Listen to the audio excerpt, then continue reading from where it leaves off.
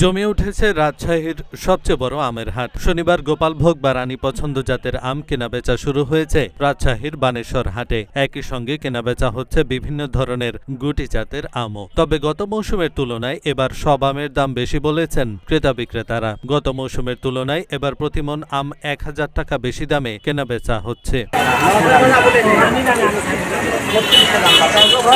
সংশ্লিষ্টরা বলছেন, চলতি মৌসুমে গুটি জাতের পরে এই প্রথম সুস্বাদু কোনো আম বাজারে উঠেছে। জেলার পুটিয়া উপজেলার বানেশ্বর হাটে গুটি জাতের আমের মধ্যে গোপালভোগ কেনাবেচা হয়েছে। এই হাটে প্রকার ভেদে প্রতিমণ গোপালভোগ আম বিক্রি হয়েছে ২,৪০০ থেকে ৩,০০০ টাকায়, আর গুটি জাতের আম প্রকার ভেদে বিক্রি হয়েছে ১,০০০ থেকে ১,৮০০ টাকা মন দরে।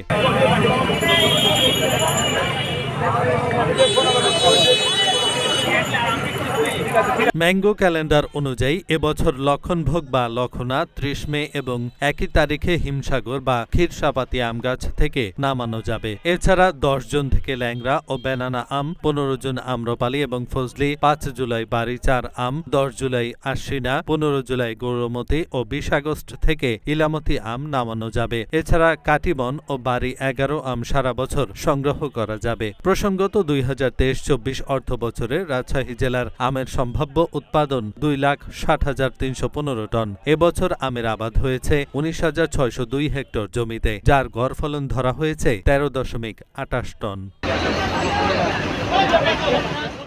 এহসানুল হক, ঢাকা পোস্ট।